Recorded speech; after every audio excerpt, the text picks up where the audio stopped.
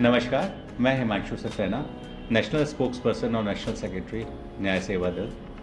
न्याय सेवा दल के कानूनी जागरूकता अभियान के अंदर आज मैं और लर्नेड एडवोकेट श्री ए.के. शर्मा एक और जजमेंट के बारे में डिस्कशन करना चाहेंगे, जिससे कि लोगों को जागरूकता मिले और वो अपने अधिकारों को जान सकें तथा किस तरह से वो अपने आप को किसी कानून के दुरुपयोग से प्रोटेक्ट कर सकते हैं, इसमें वो सक्षम बन सके। नमस्कार सर। नमस्कार सर, जैसा अभी हम बात कर रहे थे, कई बार हमने देखा है कि जनरली जो ये केसेस होते हैं, जो दहेज उत्पीड़न के केसेस होते हैं, इसमें बहुत बड़ा चढ़ा करके खर्चा बताया जाता है, जो एक मतलब आम इंसान के लिए सोचना भी मुश्किल होता है।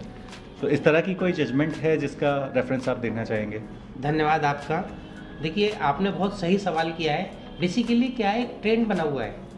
ट्रेंड ये है कि 498 ए जो वर्तमान में 85 ऑफ BNS है, भारतीय न्याय संहिता के तहत में FIR दर्ज की जाती है। बहुत आसानी से FIR दर्ज हो जाती है, क्योंकि पहले महिला जाती है CAW सेल, इनकी क्राइम अगेंस्ट वुमेन में महिला अपराध शाखा में शिकायत देती है। वहाँ 2-3 बार या 10 बार जो भी हो काउंसलिंग कराते हैं, उसके बाद में जनरली FIR कर देते हैं, क्योंकि ये टूल की तरह इस्तेमाल किया जा रहा है।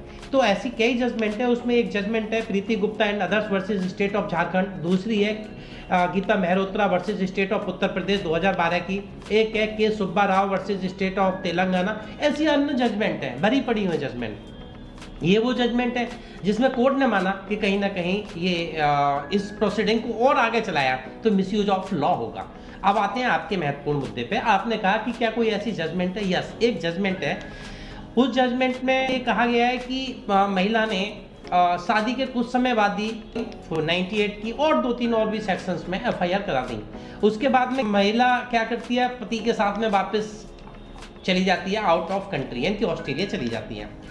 जिनके खिलाफ FIR चल रही थी, यानी कि ससुर, यानी कि सास जो कि सीनियर सिटीजन है, ससुर की एज 67 है, सास भी सीनियर सिटीजन है, और जेठानी,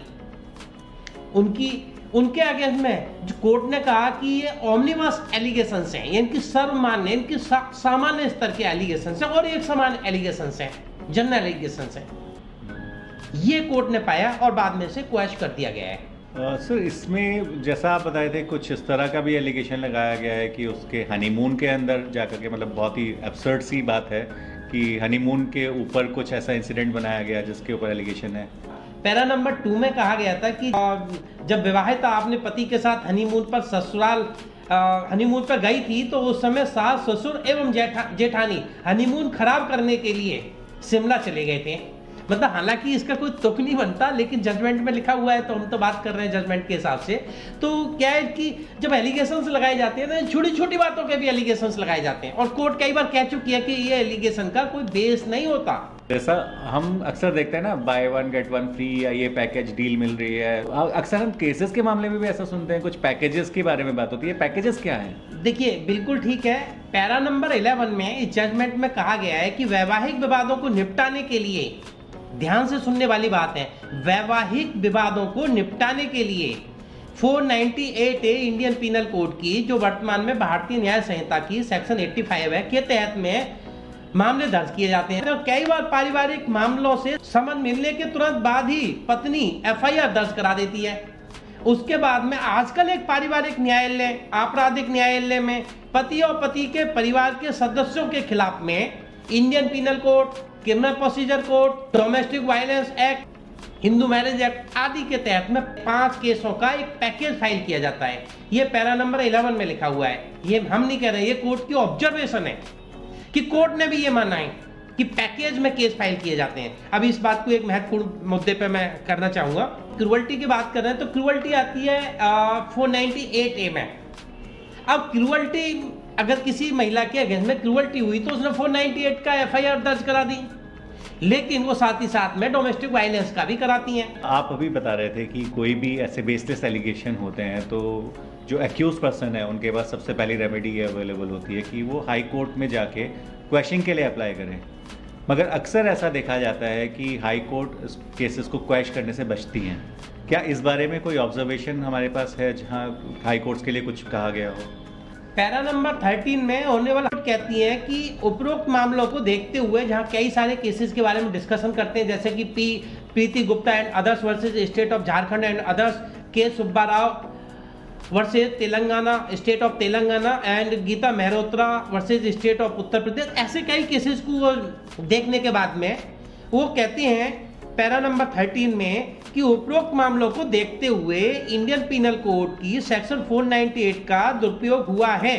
उच्च न्यायालय को वैवाहिक विवादों में पति के परिवार एवं रिश्तेदारों की सुरक्षा के लिए 482 के तहत में जो उनको शक्तियां मिली हुई हैं उनका प्रयोग करते हुए और इन्हें क्वैश कर देना चाहिए ताकि ये न्याय हित में होगा। इसका मतलब कोर्ट ने भी इस चीज को ऑब्जर्व किया है कि कहीं ना कहीं जब ऐसा फील हो ऊपर की जजमेंट को देखते हुए कि कहीं ना कहीं कानून का दुरुपयोग किया जा रहा है तो इन्हें क्वैश कर देना ही चाहिए, क्योंकि इस चीज में भलाई है, अन्यथा कहीं ना कहीं कानून का दुरुपयोग होगा।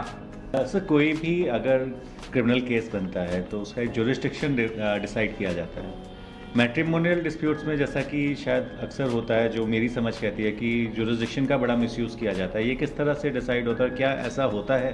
पैरा नंबर 4 में एक, हालांकि ये कोर्ट की ऑब्जर्वेशन नहीं है लेकिन मैं वैसे बताना चाहूँगा, जो अपीलांट है, जो याचिका करता है, उनका कहना है कि महिला शिकायतकर्ता ने जानबूझकर ये केस जो दर्ज कराया है इंदौर में कराया है। क्यों कराया है? जबकि महिला कहाँ रहती है? नवी मुंबई में रहती है और पति कहाँ रहता है? वो गुरुग्राम में रहता है, लेकिन शादी का जो वेन्यू था वो इंदौर में हुई थी, तो इसलिए उन्होंने इंदौर को चुना, जिससे कि गुरुग्राम से इंदौर जाएंगे तो कहीं ना कहीं हरासमेंट होगा इनका।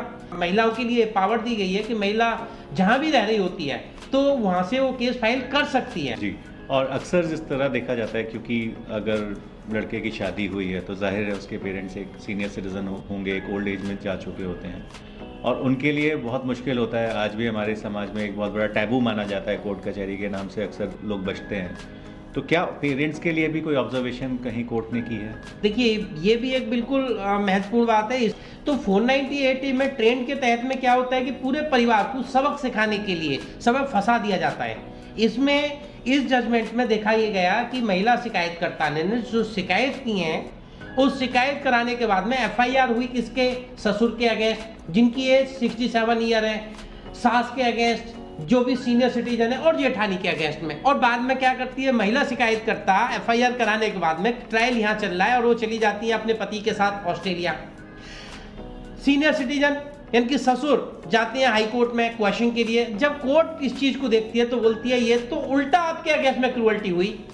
शिकायतकर्ता तो आप पे आगे आपके अगेंस्ट में शिकायत करके और क्रिमिनल केस करके चली गई, वो तो चली गई अपने पति के साथ, वहां सेटल हो गई, लेकिन आपको कहीं ना कहीं आपके अगेंस्ट में क्रूअल्टी हो रही है, आपको कोर्ट आना पड़ रहा है इस उम्र में, जबकि आप एक सीनियर सिटीजन है।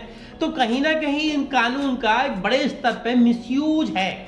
हालांकि ऑनरेबल कोर्ट, चाहे वो हाई कोर्ट हो या सुप्रीम कोर्ट हो, आपने कभी भी किसी भी जजमेंट में इतना मतलब स्पेसिफिक ऑर्डर में कभी नहीं लिखा जाता, लेकिन उनके जो शब्द हैं, उनकी जो मीनिंग्स है, उनका समझने के बाद में यही पाया गया कि कहीं ना कहीं ये एक तरह का मिसयूज ऑफ लॉ है। जी, बहुत बहुत धन्यवाद सर आपका, आपने इतना डिटेल में इस जजमेंट को हमें समझाया। मैं आशा करता हूँ हमारे व्यूअर्स को इससे काफ़ी कुछ जानकारी मिलेगी जो आगे उनके लिए उपयोगी होगी। धन्यवाद। धन्यवाद।